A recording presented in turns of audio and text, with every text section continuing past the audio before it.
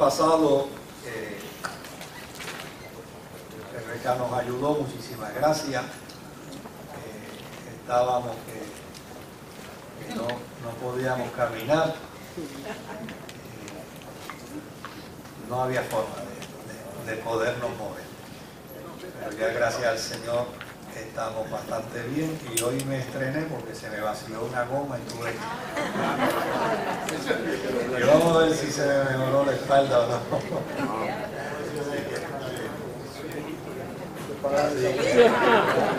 No, la guagua es viejita, sí. La guagua es viejita. Bien. Bueno, estamos tocando el tema sobre conociendo la naturaleza de Dios. Y desde luego creo que nos vemos forzados a retocar algunas de las cositas que habíamos dicho anteriormente, tal vez no considerando todas las citas bíblicas, pero sí lo que ya habíamos planteado. Entre las cosas que habíamos dicho es que la Biblia declara de manera directa la existencia de Dios. O sea, la Biblia no da explicaciones sobre Dios. Dar explicaciones sobre Dios sería un gravísimo error en la Sagrada Escritura. En el principio creó Dios. Es la manera más certera como las Sagradas Escrituras pueden presentar al Dios al que nosotros servimos. Ahora, por el otro lado, lo que es interesante es que a la misma vez que la Biblia declara de manera directa la existencia de Dios y no da explicaciones sobre quién es, sino llana y sencillamente lo presenta, es interesante que la Biblia ve como un absurdo el que no se cree en su existencia. Los escritores bíblicos se sorprenden cuando escuchan a alguien decir no creo en Dios, al punto que utilizan un término bastante peyorativo los escritores bíblicos. Dice el necio no hay Dios. O sea, fíjense que por un lado lo declaran de manera directa, y por el otro lado, cuando alguien pretende negarlo, hay un asombro por parte de los autores bíblicos. Por el otro lado, la evidencia misma de la existencia de Dios es precisamente el testimonio de su creación.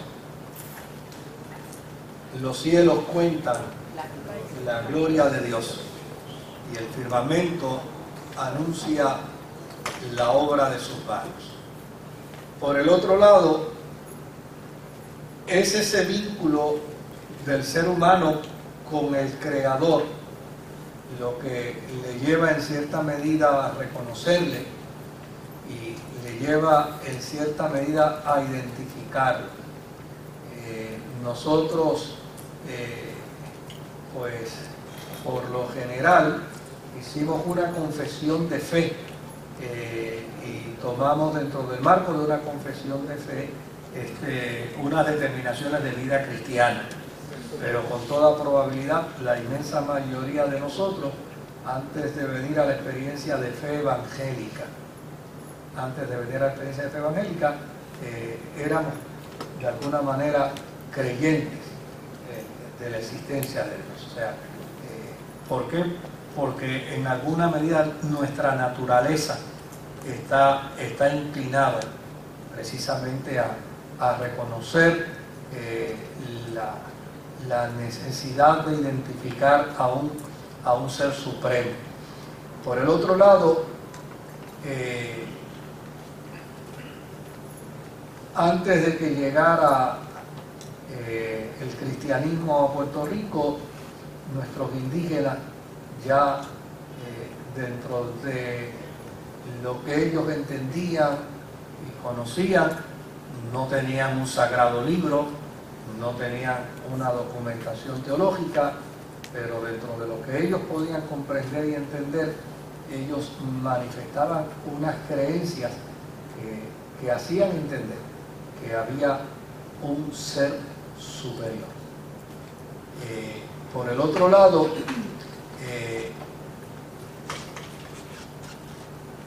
una de las cosas que puede crear preocupación ante el planteamiento ateo o el planteamiento escéptico es que lo más inteligente, basado en la causa y efecto, es entender que el orden del cosmos tiene que ser producto de un ser inteligente. No puede existir un universo vasto y también ordenado, también sincronizado, que se haya dado dentro del marco de un accidente, dentro del marco de un choque. Lo más inteligente, basado precisamente en la causa y efecto, es entender que el orden del cosmos que tenemos hoy tiene que ser producto de un ser inteligente. Por el otro lado, conociendo que existimos y conscientes de que no nos hacemos a nosotros mismos, y viviendo en y con un universo tan vasto al que el ser humano no ha aportado nada en absoluto, todo lo contrario, lo que hemos hecho es dañar el universo. Resulta contradictorio pensar que el ser humano, siendo un ser inteligente, no acepte que es producto de una inteligencia superior y por el contrario pretenda postular que es producto de un accidente. O sea, es como una contradicción, ¿verdad? Yo acepto que soy inteligente, pero a la misma vez declaro que yo soy producto de un mono, o soy producto de un choque, soy producto de un accidente. Como que eso no puede reconciliarse en el pensamiento humano. ¿Cómo es que nosotros, siendo seres pensantes, creamos y afirmemos que somos producto de algo anormal o de algo accidentado? Como que no hace sentido un planteamiento como ese. Ahora, por el otro lado, fuera del testimonio de la naturaleza, fuera del testimonio del cosmos, fuera del testimonio del universo, pues nosotros conocemos la realidad de la existencia de un Dios dentro de una dimensión de fe, dentro de una dimensión espiritual.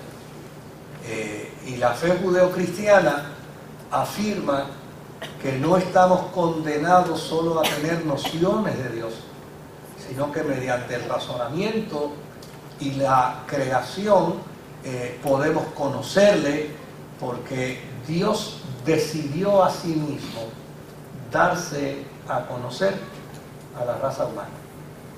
O sea, eso es lo que, desde el punto de vista de la fe judeocristiana, nosotros sostenemos y postulamos. Dios se quiso dar a conocer. Y fíjese que es interesante que Dios se dio a conocer a Adán y a Eva. Indistintamente surjan planteamientos que pongan signos de interrogación sobre esos dos personajes, ¿verdad? En términos de si existieron o no existieron, o si es parte de toda una mitología, o la gente lo quiere expresar.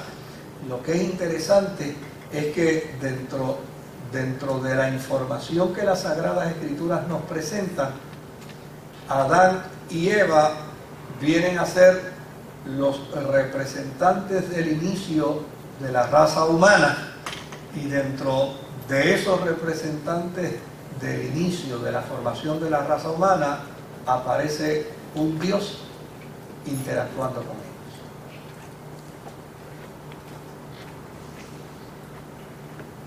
¿Es la fe judeocristiana la única religión del mundo que presenta una verdad histórica y teológica con un sentido lógico que pueda entenderse, que pueda apreciarse? Fíjese que cuando uno estudia otros conceptos religiosos, explicar el origen es casi imposible. Las Sagradas Escrituras explican el origen de la raza humana y lo explican a base de un Dios que quiso interrelacionarse con su criatura y que llana y sencillamente permitió que el ser humano pudiera tener la gran oportunidad de poder enseñorearse y poder gobernar todo lo que había sido creado. Y yo creo que eso tiene un sentido que en la apologética, en la defensa de la fe y en la defensa de los postulados filosóficos religiosos de la fe judeocristiana, presenta una argumentación bien sólida, extremadamente sólida, comparada, digamos, con otras religiones que tienen que tomar una serie de argumentaciones mitológicas y que se hacen un tanto difícil para ellos poderlas explicar y para el que las ve poderlas comprender. Ahora, la Biblia presenta a Dios como persona y lo presenta también como espíritu. Como persona, la Biblia plantea que Dios tiene pensamientos, que tiene sentimientos, que tiene voluntad, que estos elementos obviamente no están en la materia. Este atril no tiene pensamiento, no tiene sentimiento, no tiene voluntad. Dios se presenta en las Escrituras como persona. Por el otro lado, en la Sagrada Escritura lo vamos a ver amando, lo vamos a ver interactuando, lo vamos a ver tomando decisiones, en ocasiones lo vamos a ver sintiendo dolor y en ocasiones lo vamos a ver también con sentimientos de enojo, porque a fin de cuentas la proyección que hace las Sagradas Escrituras de Dios es un Dios que es persona. Por el otro lado, como espíritu, se definen sus atributos en términos de omnisciencia, de omnipotencia y de omnipresencia. Y yo creo que aun cuando nosotros en esa necesidad de poder antropomórficamente visualizar a Dios, y es una necesidad humana, ¿verdad? Pero realmente la majestuosidad de Dios se ve como se define en la Escritura cuando dice que Dios es espíritu.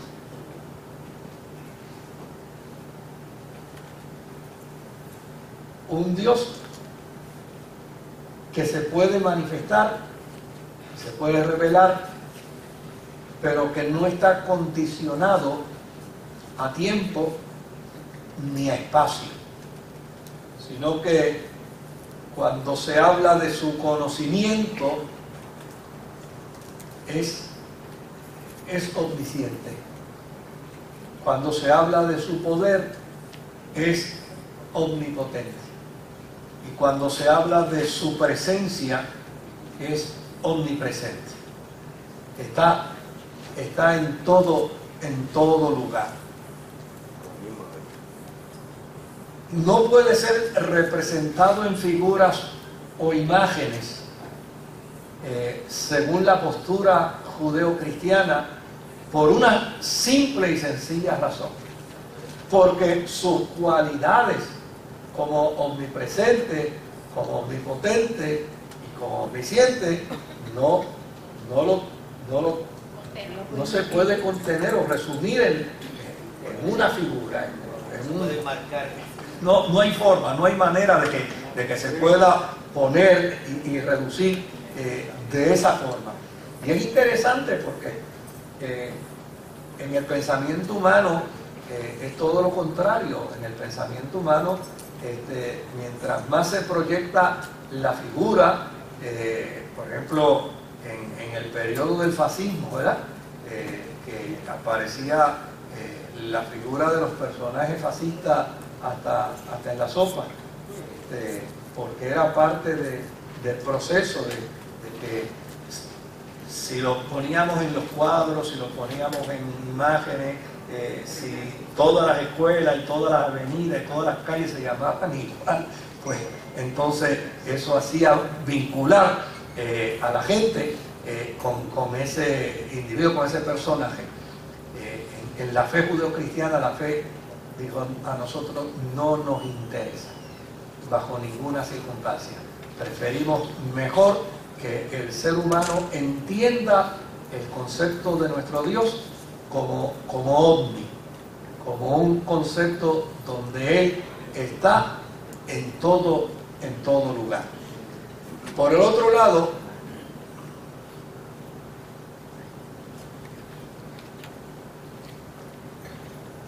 los seres humanos, hasta cierto punto, estamos incapacitados para comprender toda la dimensión de su existencia, ya que nos rigen las leyes del tiempo y las leyes del espacio.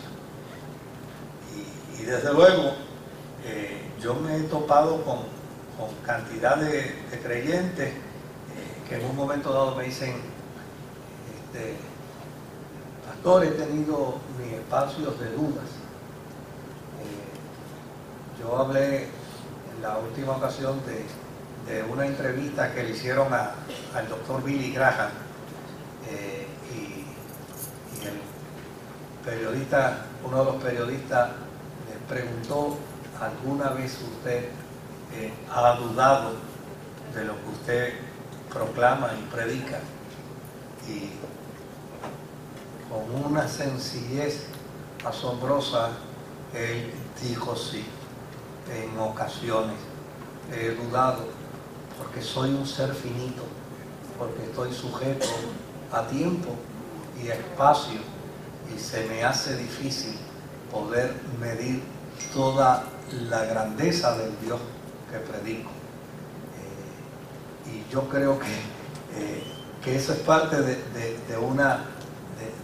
nuestra existencia humana. Ahora, siendo Dios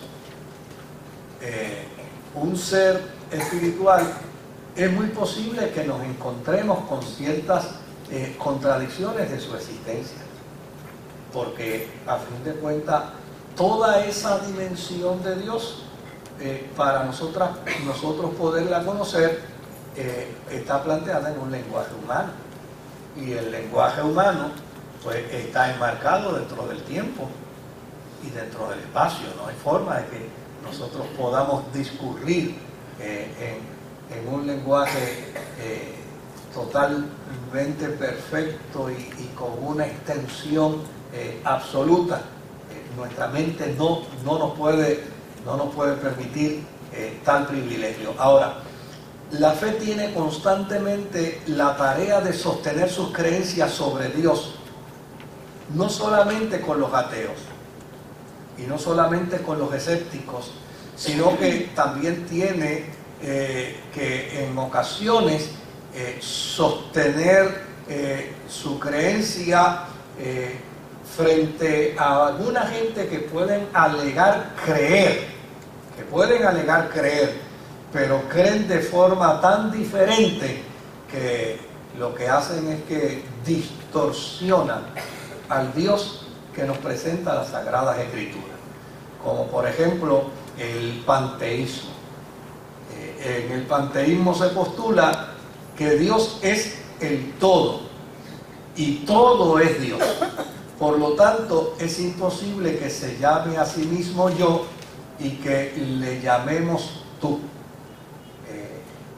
Y esta no es la postura de la fe cristiana, de la fe judeocristiana. En el panteísmo se plantea que no es que Dios creó el agua, sino que el agua es Dios. No es que Dios creó los árboles, sino que los árboles son dioses. Entonces, de hecho, cuando encontramos al autor de la carta a los romanos, compartiendo su ponencia con sus lectores, una de las cosas que les dice a ellos es que ustedes cambiaron el uso de lo que es natural por algo que es totalmente contranatural, al punto de que en lugar de adorar al Creador, empezaron a adorar a la criatura. Y eso tiene un desafío interesante aún en la experiencia de la fe, porque a veces uno escucha cosas dentro de la fe que uno dice, eso está en la frontera del panteísmo. Y los cristianos no podemos caer en esa trampa. La adoración no la podemos dar al río, ni a la playa, ni a las estrellas, ni a la luna, ni al sol. La adoración le corresponde al que creó estas cosas, al Creador. Ahora, la semana pasada también hablamos de que en Dios hay inmanencia y que en Dios hay trascendencia. Estoy dando un brief de lo que habíamos hablado, no la semana pasada, sino la anterior. Y decíamos que cuando hablamos de que en Dios hay inmanencia, esto quiere decir que Dios está en todo y nada existe sin Él. Hicimos referencia a Hechos capítulo 17 y verso 28.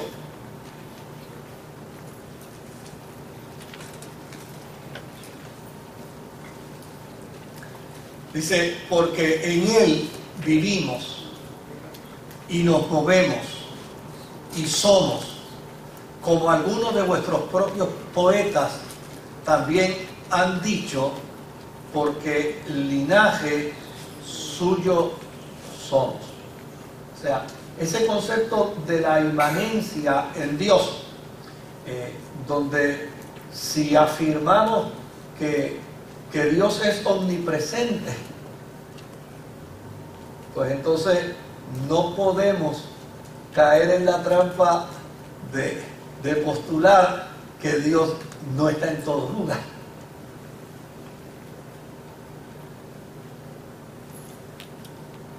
Porque si Él es omnipresente, ¿dónde puede existir un lugar en el universo donde Dios no se haga presente?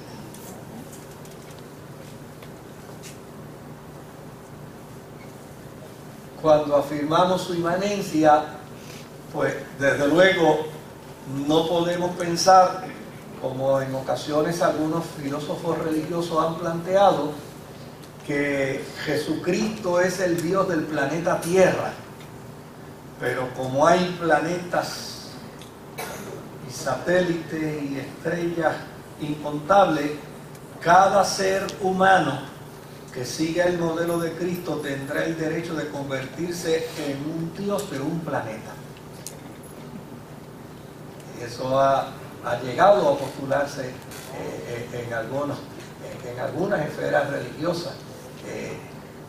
Y desde luego la postura judeocristiana es que el que hizo el planeta Tierra es Dios y el que hizo los demás planetas es Dios.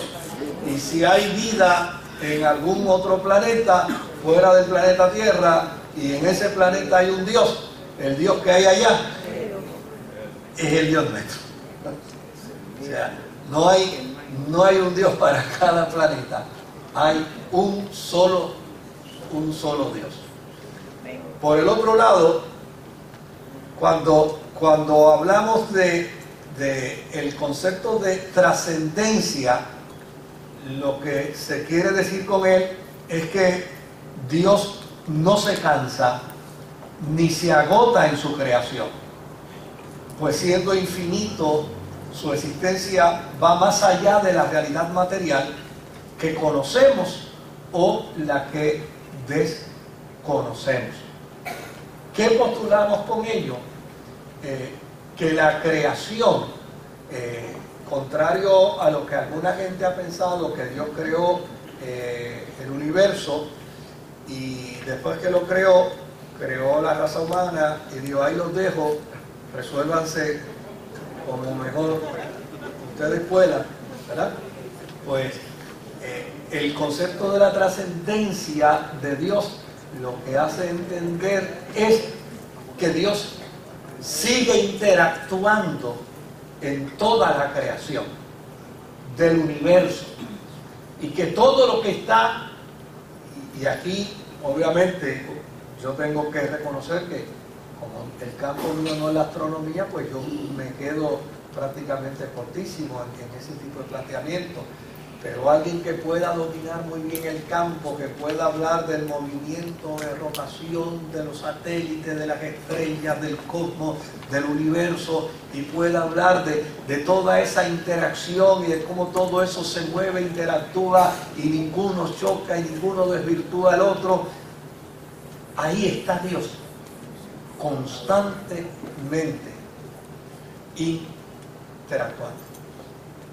Es decir, en Él hay trascendencia.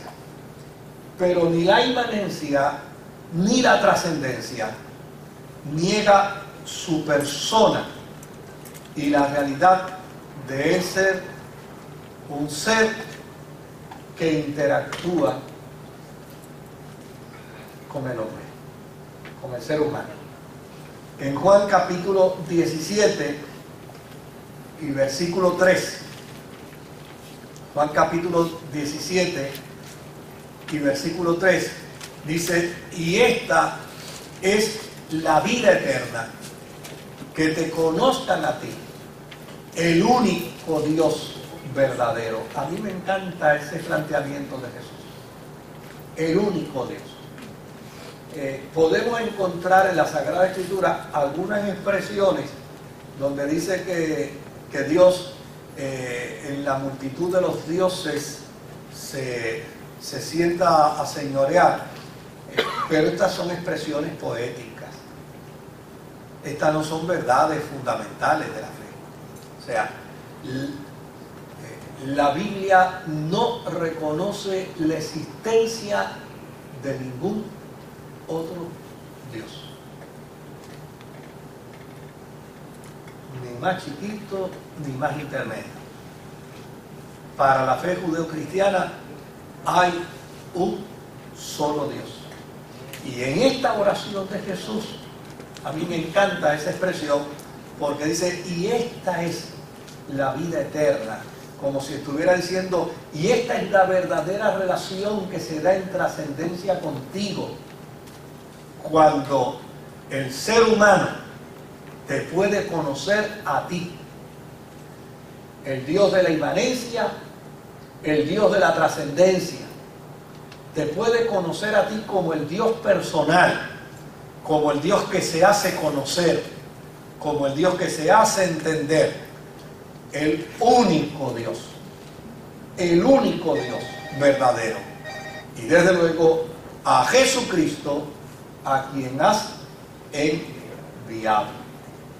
Cuando uno lee esto desde el punto de vista de la fe, uno ve esa magnanimidad de Dios, esa grandeza de Dios.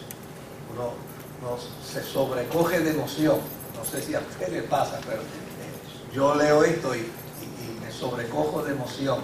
La afirmación de que no hay otro Dios. Hay un solo Dios. Un solo Dios. Desde luego pueden surgir una serie de preguntas que yo pues retóricamente la he planteado en otras ocasiones,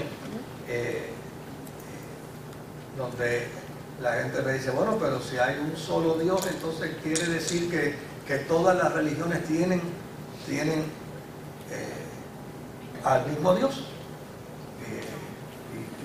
Mi respuesta es no. Pero, y si Dios quiere salvarlos a ellos a través, bueno, Él es soberano. Eso es una prerrogativa de Él. Como Dios, Él puede hacer, Él no me va a consultar a mí, ni va a consultarle a nadie. Como Dios, Él lo puede hacer. Ahora, la gran responsabilidad que tenemos nosotros, los que hemos conocido de Dios no solamente a través de la naturaleza, los que hemos conocido de Dios como resultado del testimonio de Jesucristo, ¿verdad? De quien la Escritura misma dice que Él es la imagen misma del Dios invisible. Es decir, en Dios están todas las cualidades supremas, en Jesús, perdón, están todas las cualidades supremas de Dios. Pues la responsabilidad que yo tengo es proclamar el Evangelio desde la perspectiva en que se me ha encomendado. Esa es mi responsabilidad. Y obviamente voy a afirmar que hay un solo Dios y que Jesucristo es el puente que nos comunica con Dios. Y yo no voy a negociar eso. Ahora, eso no quiere decir que si al final de los tiempos Dios decidiera otra cosa, como por ejemplo decir, bueno, yo voy a salvar a todo el mundo. Gracias, Moisés, por tu aportación, mi Iglesia Evangélica, Ministerio Sanador, pero esa es la decisión de Él como soberano. Ahora, lo que yo no puedo hacer es cambiar por mi propia cuenta el mandato que Él ha encomendado, que es afirmar no solamente su inmanencia, no solamente su trascendencia, sino afirmar el deseo de un Dios que quiere interactuar con el ser humano y que ha provisto en Jesucristo ese puente de reconciliación. Si decimos que Cristo es la imagen visible de Dios Padre, ¿estamos equivocados o estamos diciendo? Bueno, si decimos que Él es la imagen visible, bueno, pues claro, porque le hemos visto en el sentido del testimonio histórico. Sí, y el Verbo se hizo carne y habitó entre nosotros. O sea, lo que pasa es que el planteamiento de Pablo en ese sentido es demostrar que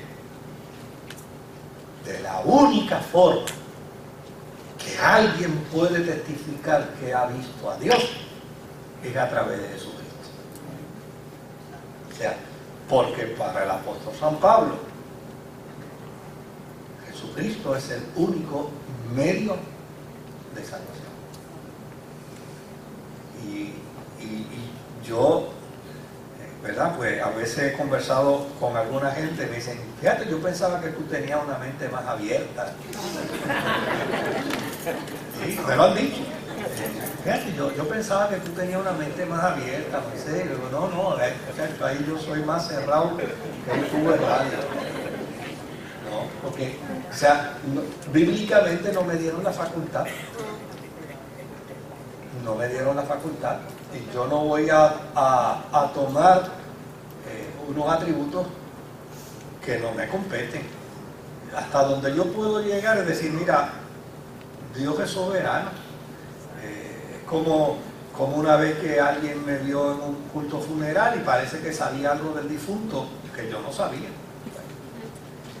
Pero él parece que tenía algún secreto que conocía del difunto y cuando me dice, oye, tú mandas a todo el mundo para el cielo. Y yo, bueno, yo prefiero mandarlos para el cielo. Que lleguen es otra cosa.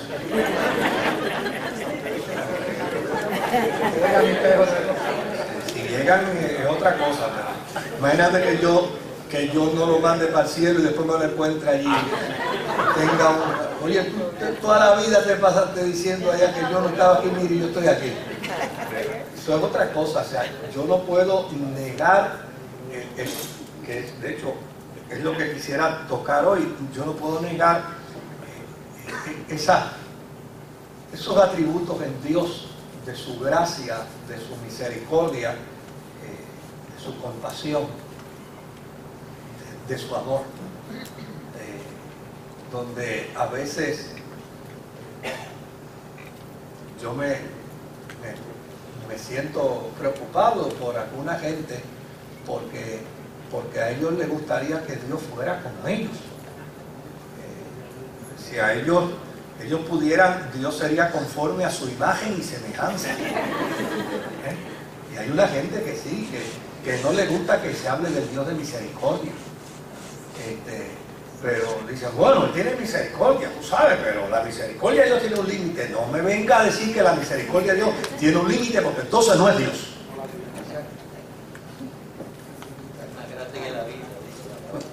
¿Se da cuenta? No, que el amor de Dios tiene un límite. Pero ¿cómo tú me vas a decir a mí que el amor de Dios tiene un límite, chicos? No seas disparatero, no diga una cosa como esa. El amor de Dios es ilimitado.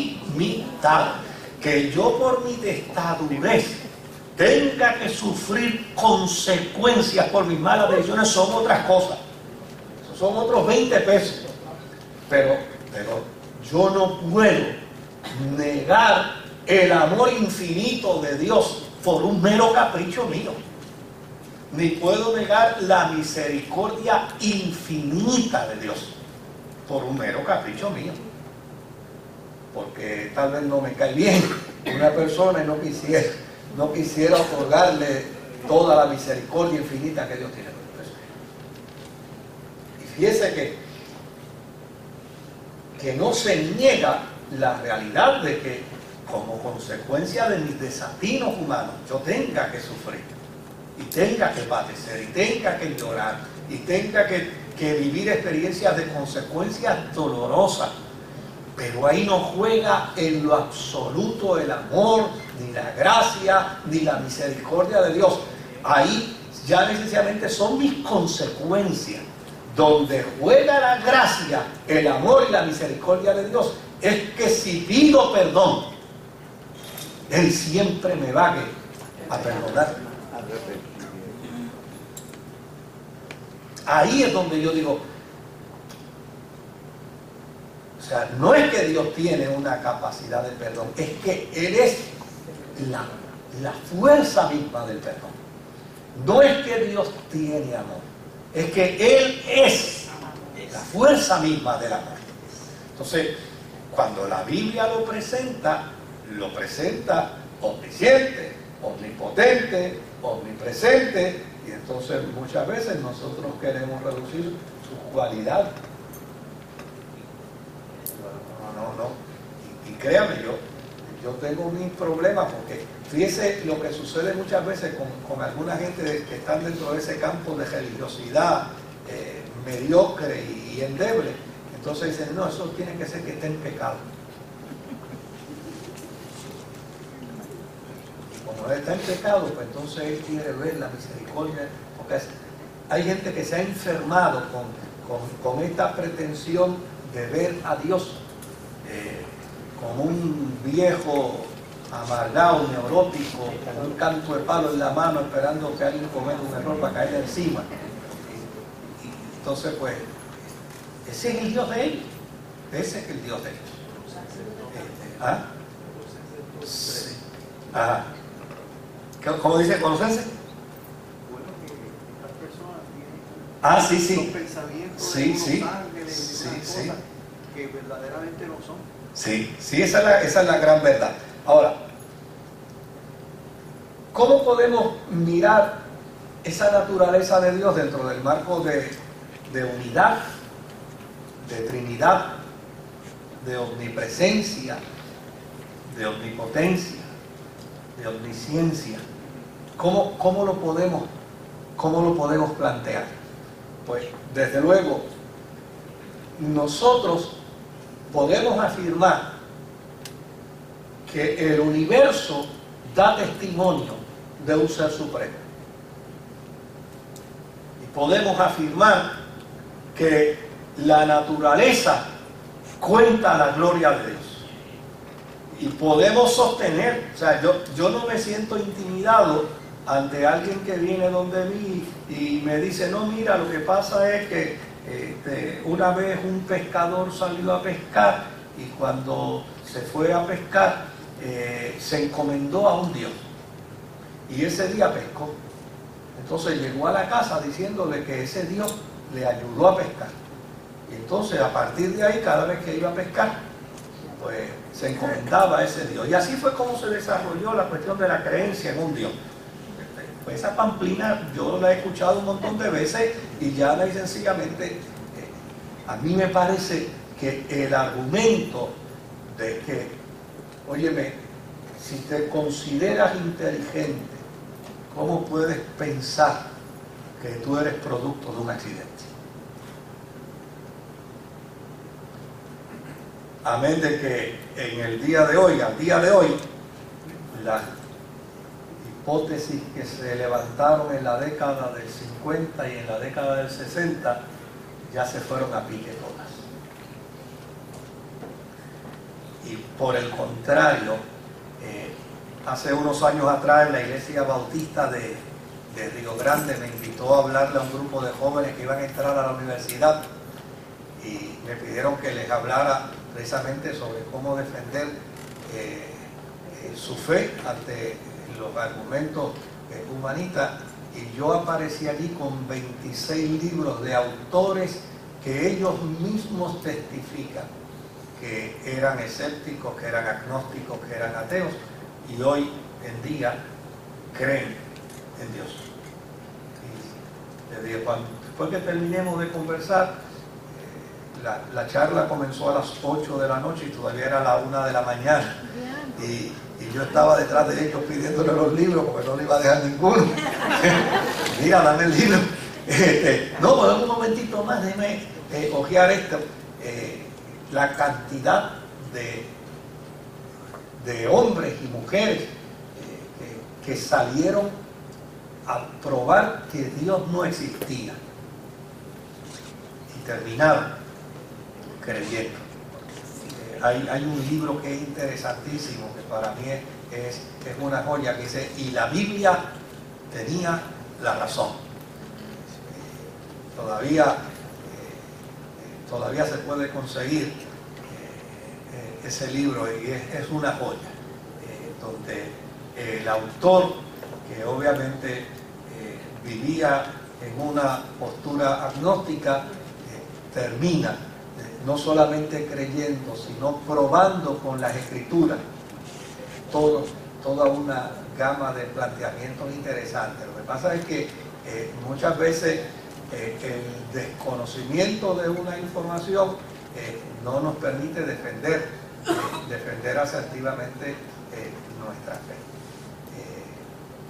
Pero ojalá podamos darnos a la tarea. De hecho, en los Estados Unidos y en Europa se están levantando unos ministerios que se denominan ministerios de apologética. Tú te estás interesando mucho por eso. Y esos ministerios de apologética son extraordinarios. De hecho, hay un ministro joven norteamericano que lo invitan a universidades y él lo que desea es que tener reuniones con agnósticos, con ateos, con gente escéptica, porque a él es que le fascina discurrir con ellos sobre los temas de la fe. Y a mí me parece que ha sido extraordinario. Yo creo que aquel tiempo donde en la década del 60 a alguien se le ocurrió decir que Dios se había muerto, gracias a las postulaciones de unos teóricos, hoy en día yo estoy seguro que él se murió. Lo escribió en la década del 50, yo estoy seguro que él se murió, pero Dios está vivo. Ahora,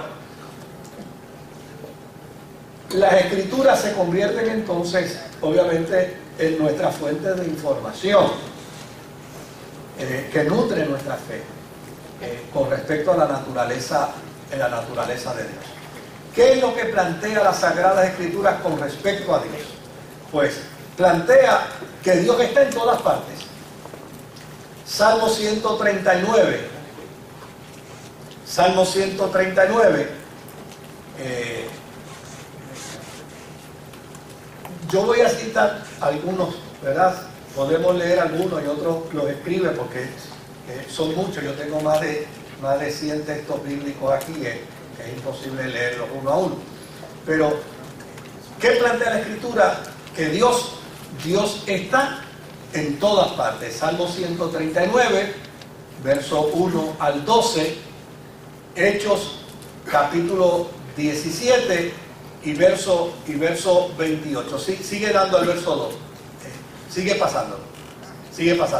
Tú has conocido mi sentarme y mi levantarme, has escudriñado mi andar y mi reposo. Sigue pasando. Sigue pasando. Pues aún no está la palabra en mi boca, y aquí, Jehová, tú la sabes toda. Es decir, tú estás en todas partes. En ti hay omnisciencia, en ti hay omnisapiencia. Detrás y delante de mí me rodeaste y sobre mí pusiste tu mano. Sigue adelante. Tal conocimiento es demasiado maravilloso para mí, alto es, no lo puedo comprender. Sigue hacia adelante. ¿A dónde me iré de tu espíritu? ¿Y a dónde huiré de tu presencia? Si subiere a los cielos, allí estás tú. Y si en el Seol hiciere mi estrado, he aquí, allí tú estás. Sigue. Si tomare las alas del alba y habitar en el extremo del mar, aún allí me guiará tu mano y me asistirá tu diestra. Si dijere, oye, no me lleves tan rápido, si dijere, las tinieblas me encubrirán, aún la noche resplandecerá alrededor de mí. Aún las tinieblas no me encubren de ti, y la noche resplandece como el día, lo mismo te son las tinieblas de la luz. Fíjese que el salmista está afirmando omnipresencia, omnipotencia, omnisciencia de Dios, y está dando testimonio de estas verdades como resultado de su relación con el Eterno, de esa interrelación, de un Dios que se hace conocer. Me encanta la expresión de Job cuando dice, de oídas te había oído, pero ahora mis ojos te ven. O sea, en la experiencia de Job, Dios se hizo conocer. Por lo tanto, la postura atea lo que revela en cierta medida es la negación de ese individuo, precisamente para no dejarse dar a conocer por Dios y viceversa, y que Dios le conozca a él. Ahora, él es omnipotente. En Génesis capítulo 28 y verso 3, Génesis 28 y verso 3.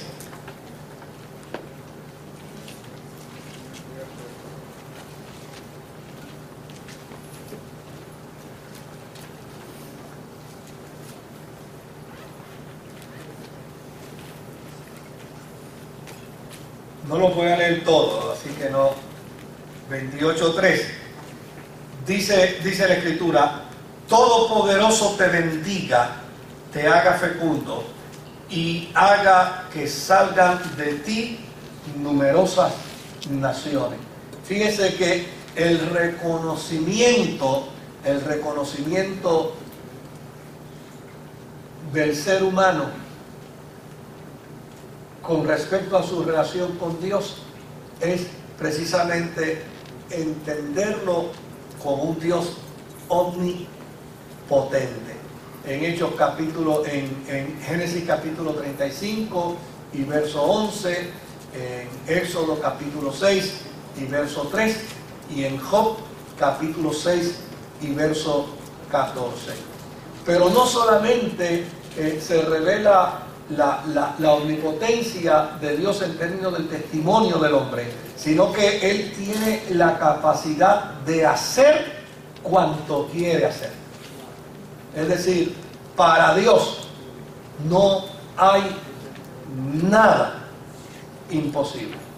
O sea, Él tiene la capacidad de hacer cuanto quiere hacer. Vamos a ver por lo menos un par de versos y los otros se los cito. Salmo 115 y verso 3. Salmo 115 y verso 3.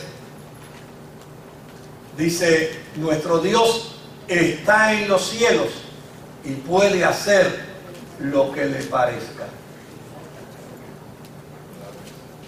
En Job 42, verso 1 y verso 2, me gusta esta expresión que nos presenta Job. Job 42, verso 1 y verso 2.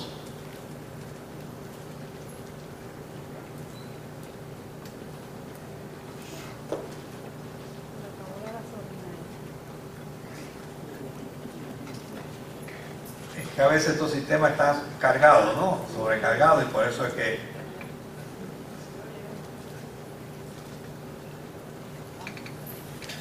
Job 42, verso 1 y 2, donde dice, Job respondió entonces al Señor, le dijo, yo sé bien que tú lo puedes todo, que no es posible frustrar ninguno de tus planes. Yo sé bien que tú lo puedes todo. Lo mismo podemos encontrar en Génesis capítulo 18, del 10 al 14, en Mateo 19, 26, en Efesios capítulo 1 y versículo 11. Por el otro lado, las Sagradas Escrituras revelan que su omnipotencia se ve en la creación como en el sostenimiento del universo. En Romanos capítulo 1 y versículo 20, Romanos capítulo 1 y versículo 20, podemos ver al apóstol San Pablo diciéndonos lo siguiente. Él dice, porque desde la creación del mundo las cualidades invisibles de Dios, es decir, su eterno poder y su naturaleza divina, se perciben claramente a través de lo que Él creó, de modo que nadie tiene excusa. O sea, nadie tiene excusa. La omnipotencia de Dios se ve en la creación.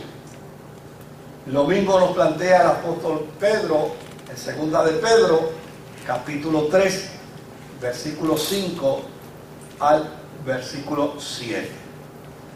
Hay un elemento que la fe cristiana añade al poder de Dios dentro de la creación, y a mí me parece que es vital este planteamiento que hace la cristiandad en el primer siglo, y es que la cristiandad atribuye la resurrección de Jesucristo de entre los muertos precisamente a un acto de la omnipotencia de Dios.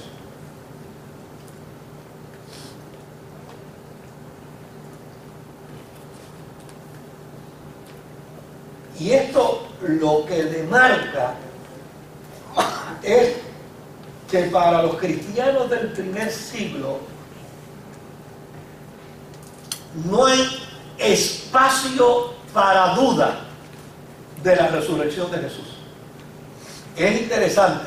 O sea, no hay un ápice de duda, porque la resurrección de Jesús es el resultado de la omnipotencia del Padre. ¿Y por qué es así?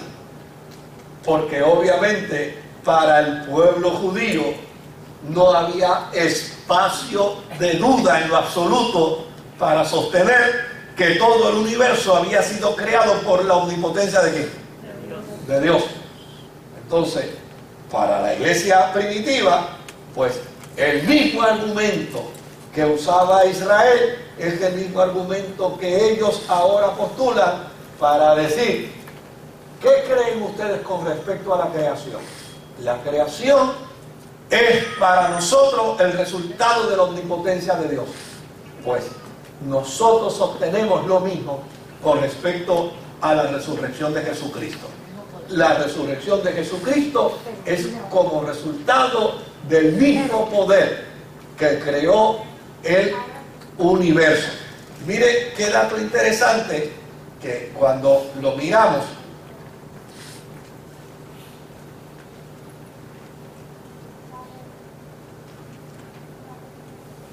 en Efesios capítulo 1, verso 19 al 23. Efesios capítulo 1, verso 19 al 23. Y dice: y cuán incomparable es la grandeza de su poder a favor de los que creemos. Ese poder es la fuerza grandiosa y eficaz que Dios ejerció en Cristo cuando lo resucitó de entre los muertos y lo sentó a su derecha en las regiones celestiales, muy por encima de todo gobierno y autoridad, poder y dominio, y de cualquier otro nombre que se invoque, no solo en este mundo, sino en el venidero. Verso 22. Dios sometió todas las cosas al dominio de Cristo y lo dio como cabeza de todo a la iglesia. Esta, que es su cuerpo, es la plenitud de aquel que lo llena todo por completo.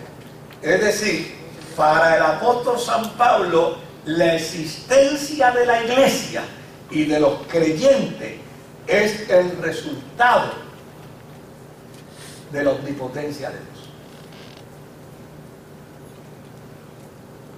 Así como Israel entiende que el universo es el resultado de la omnipotencia de Dios, la cristiandad del primer siglo dice: la resurrección de Jesucristo y la existencia de la iglesia es el resultado de la omnipotencia de Dios. Ahora, por su omnipotencia, la iglesia va a postular que transformó el cuerpo de nuestra humillación para que sea semejante al cuerpo de la gloria suya. Yo, obviamente, a mí me parece que cada uno de estos planteamientos es un estudio muy particular y muy independiente. Yo no sé hasta dónde condensar todo esto y ponerlo de manera exigua puede ser beneficioso en términos de entender ese macro tan grande. Pero fíjese que cuando Pablo habla en Primera de Corintios, en el capítulo 15 y en el verso 43.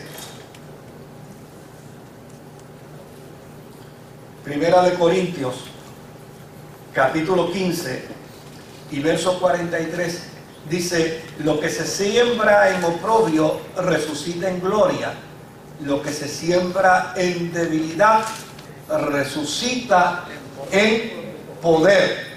Y si vamos ahora a Filipenses capítulo 3 y verso 21, tomamos la idea completa de Pablo. Filipenses capítulo 3 y verso 21, donde dice: Él transformará nuestro cuerpo miserable para que sea como su cuerpo glorioso, mediante el poder con que se somete a sí mismo todas las cosas. Déjame hacer un paréntesis aquí para resumir algunas de las cosas que hemos dicho hasta ahora.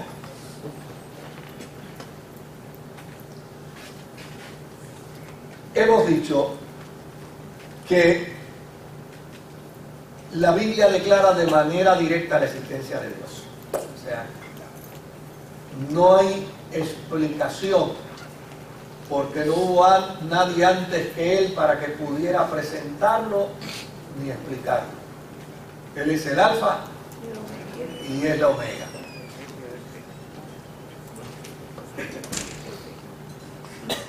La evidencia misma de su existencia es el universo, es la creación. Y obviamente a mí me parece que en esto prácticamente todas las religiones del mundo están de acuerdo. Tal vez lo explican en lenguaje distinto, lo hacen con planteamientos distintos y con entendimientos distintos, pero todos y cada uno de ellos va a afirmar que no, el universo no es el resultado de una acción humana ni tampoco de un accidente, es consecuencia obviamente de un ser supremo. Por el otro lado, una vez la Biblia presenta que el conocimiento de Dios adviene como resultado de su creación misma, entonces nos va a plantear que ese Dios tuvo a bien darse a conocer a sus criaturas, al ser humano, y que por lo tanto Dios se hizo conocer al ser humano. Y desde luego la historia de la creación, que algunos pueden pensar que se escribió mucho tiempo después de la creación misma, y que no es otra cosa que un esfuerzo para tratar de explicar, pero es un esfuerzo que trata de explicar con un sentido extraordinario, un sentido maravilloso. Por ejemplo, en la Sagrada Escritura se habla de que el hombre fue hecho del polvo de la tierra. Cuando eso se escribió, no existían los laboratorios científicos.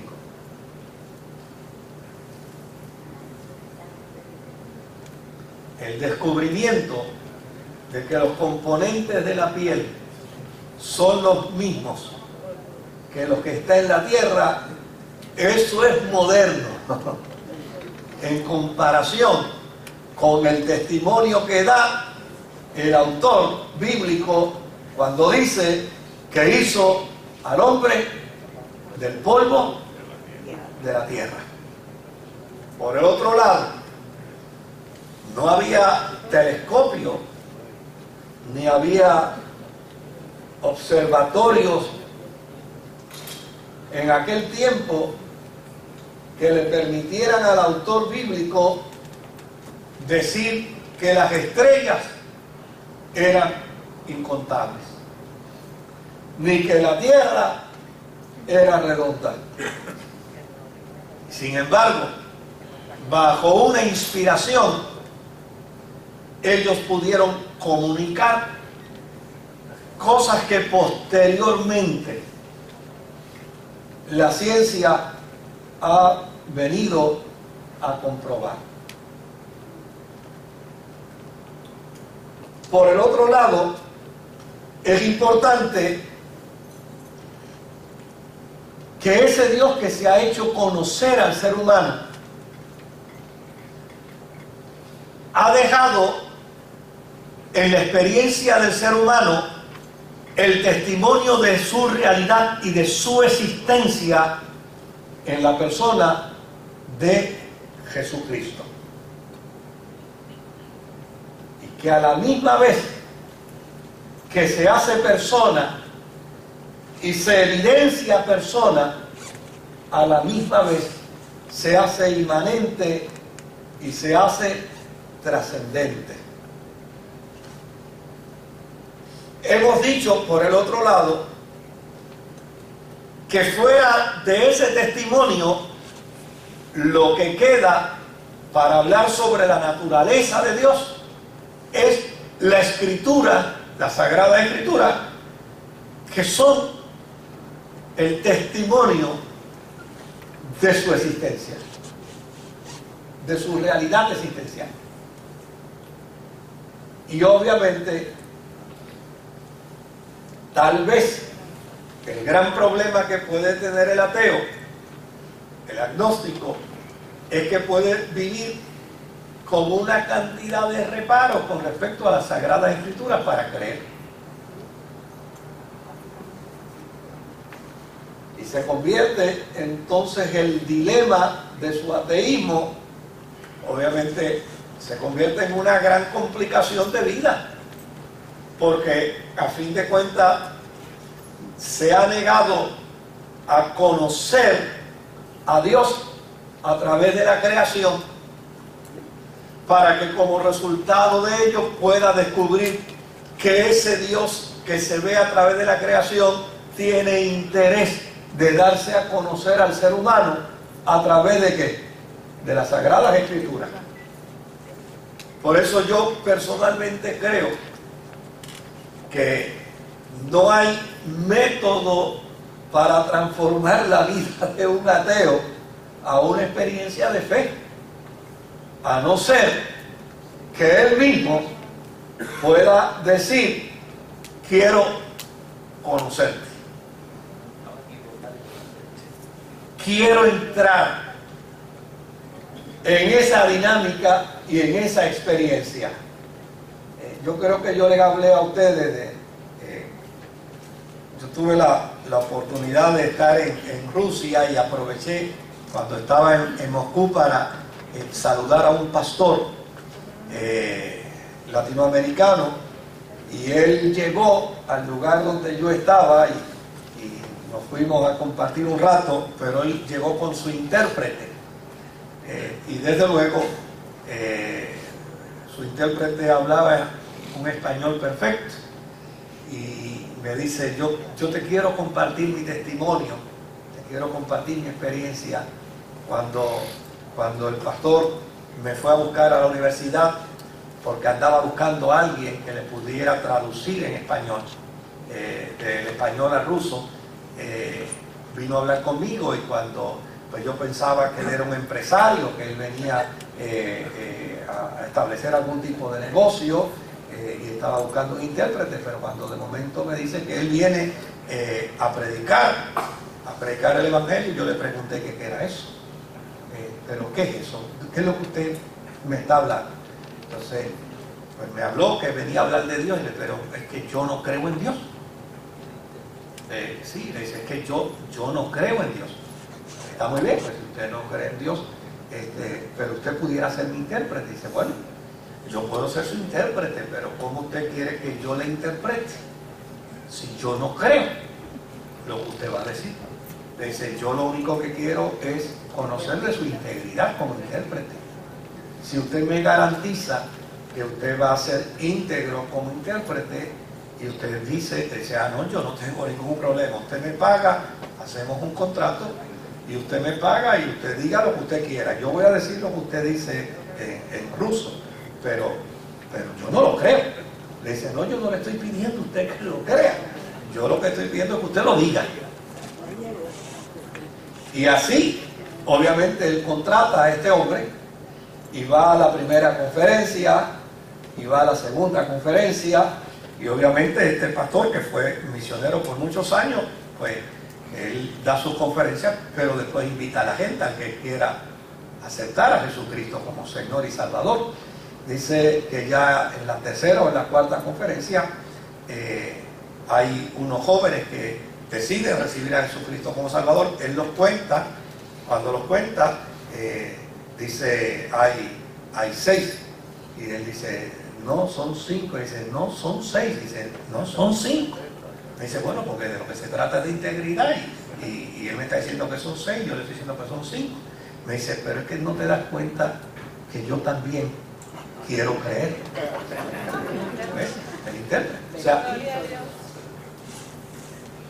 yo he tenido experiencia con personas ateas, y desde luego, pues mi mejor recurso para platicar con ellos es conocer cuán felices se pueden sentir con su ateísmo, cuán cómodos se pueden sentir, ¿verdad? Pues cuando uno empieza a descubrir que esa estructura está resquebrajándose y se está destruyendo, cuando dice, pues mira, yo tengo en mi fe una alternativa para ti, y tengo en mi fe una tabla de salvación para esta condición. Si a ti te interesa, la podemos compartir. Pero cuando alguien me dice, no, pruébame la existencia de Dios, yo digo, no, eso no es problema mío. O sea, yo no ando probando la existencia de Dios, porque esto es un acto de fe. Fíjense que el testimonio de la existencia de Dios está en la creación, y si ese ser humano que está inmerso en la creación no cree en el que creó, estando en ella, bebiendo agua, viendo sol, viendo luna, viendo estrellas, pues yo no me voy a fatigar en ese proceso. Ahora, la otra dimensión del conocimiento de Dios, de la naturaleza de Dios, entonces está en las Sagradas Escrituras, está en la palabra de Dios. Cuando entonces yo reconozco que la palabra de Dios es regla infalible de fe, y cuando yo reconozco que esa palabra de Dios me lleva a conocer a Dios y a intimar con Él, porque Él quiere intimar conmigo. Y máxime cuando en la experiencia de la fe cristiana, entonces descubro precisamente que el conocimiento que yo deseo tener de Dios, lo voy a tener precisamente a través de la persona de Jesucristo.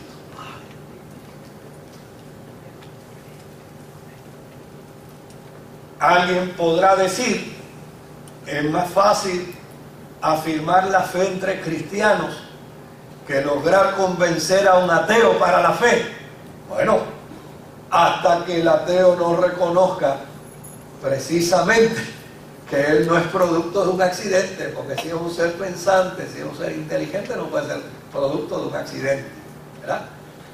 Hasta que no reconozca eso, pues a fin de cuentas la tarea no es bajo ninguna circunstancia sentarnos a competir filosóficamente para probar una existencia de Dios en la vida de alguien que ya necesariamente se niega a creer. Ahora, la Biblia dice con perfecta claridad que Dios se hace conocer de aquellos que le buscan. Él se hace conocer porque a Él le fascina hacerse conocer. A Él le fascina que la gente sepa quién es Él. A Él le fascina que la gente le conozca. Y desde luego, ese conocimiento de Dios en la experiencia de nuestra fe va creciendo. Y fíjese que del universo saltamos a la interrelación directa de Dios a través de su palabra, y de esa interrelación directa de Dios a través de su palabra saltamos entonces a la acción de Dios en la resurrección de Jesucristo, para que a través de Jesucristo le podamos conocer más y mejor. Y desde luego, a través de Jesucristo, nunca nos cansamos de conocerlo día a día. No solamente en Dios hay omnipotencia, en Dios también hay omnisciencia, pues no hay nada que pueda escaparse a su conocimiento. Es decir, descubrimos a través de las Sagradas Escrituras que Dios no es un Dios que hizo el universo y se desapareció, sino que es un Dios que conoce todo lo que interactúa en el universo. A mí me encanta cuando, yo creo que nos vamos a quedar aquí, me encanta cuando Dios conversa con Job. En ese capítulo final a mí me fascina cuando Dios le dice, bueno, vamos a conversar tú y yo. Ven acá, ¿dónde tú estabas cuando yo decidí? Cuando yo construí, cuando yo hice, cuando yo formé, cuando yo llamé, cuando creé las constelaciones.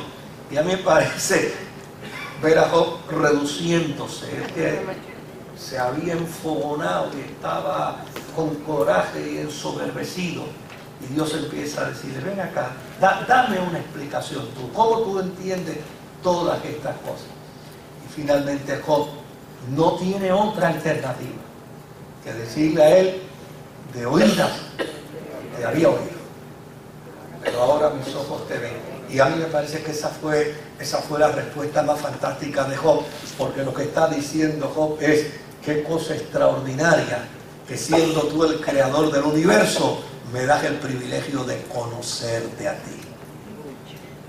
Y yo creo que ahí es donde está esa grandeza de Dios.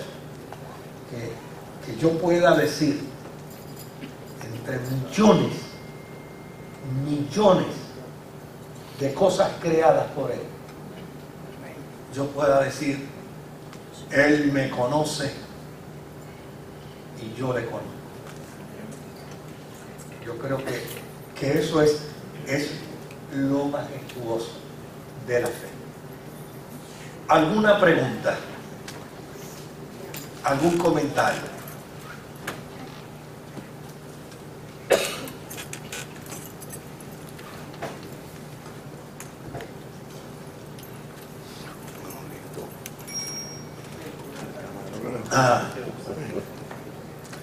Colosenses,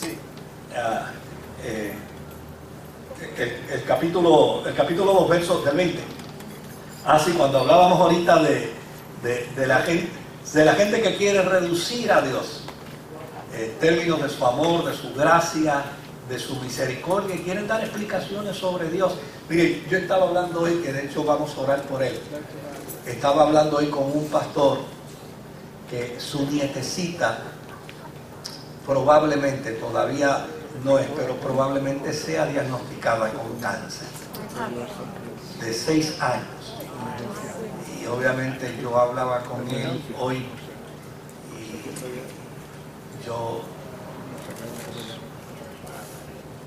se me hacía la piel de gallina. Pero ¿sabes qué fue lo maravilloso de esa conversación? Cuando al final me dice, chico, a fin de cuentas, ¿qué puedo preguntar? Si estoy ante el Eterno, ante el Todopoderoso, lo único que puedo hacer es lanzarme a sus brazos con esperanza. O sea, por eso es importante que nosotros seamos consistentes.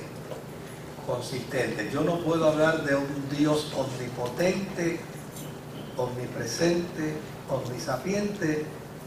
No puedo hablar de un Dios que todas sus cualidades están precisamente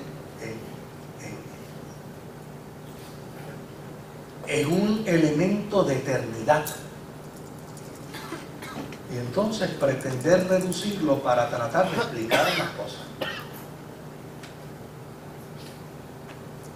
pues no puedo. Y si yo no puedo explicar, pues yo creo que lo más sensato y lo más inteligente es que no diga un disparate. Simple y sencillamente, no debo correr ese riesgo. Si hablo de la misericordia de Dios, no puedo poner un pero. Si hablo del amor de Dios, no puedo poner un pero. Si hablo de la justicia de Dios, no puedo poner un pero.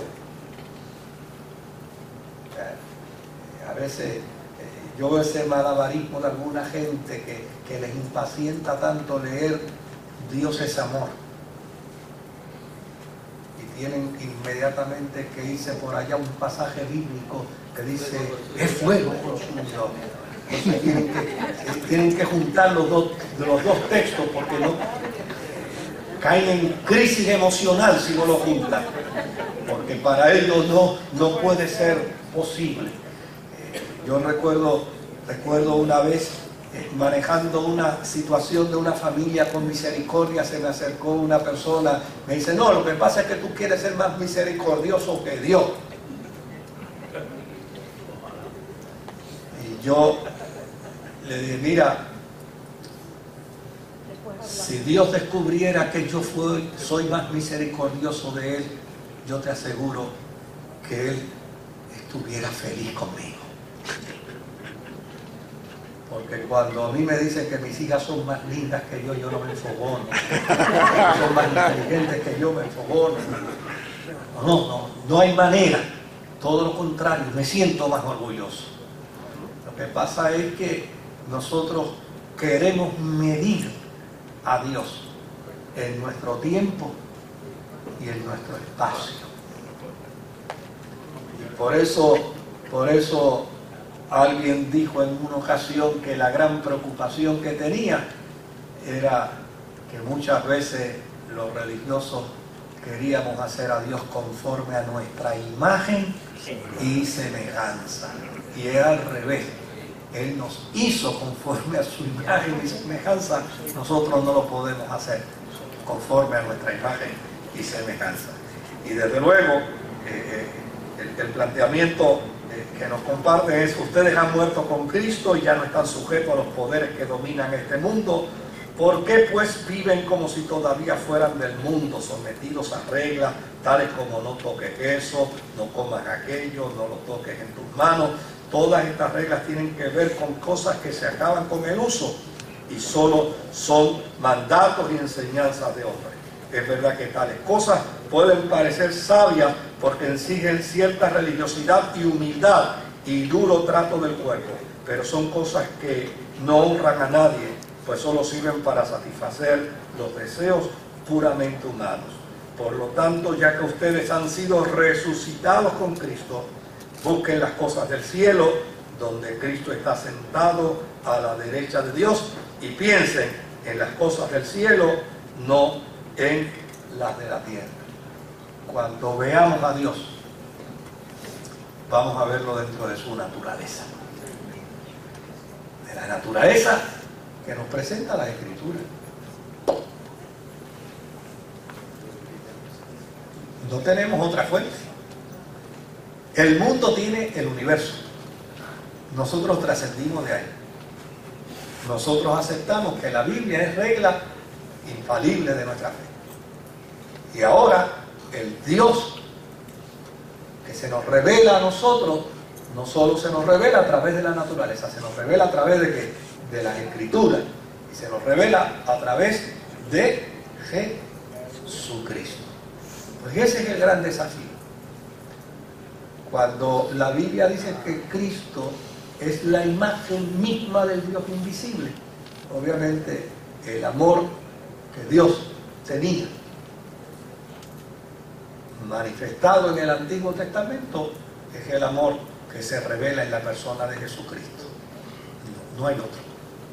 Un amor que trasciende todas las limitaciones humanas. Y yo creo que a esa dimensión es que nosotros los cristianos debemos crecer. Bueno, el martes que viene entonces hablamos un poco de la omnisciencia.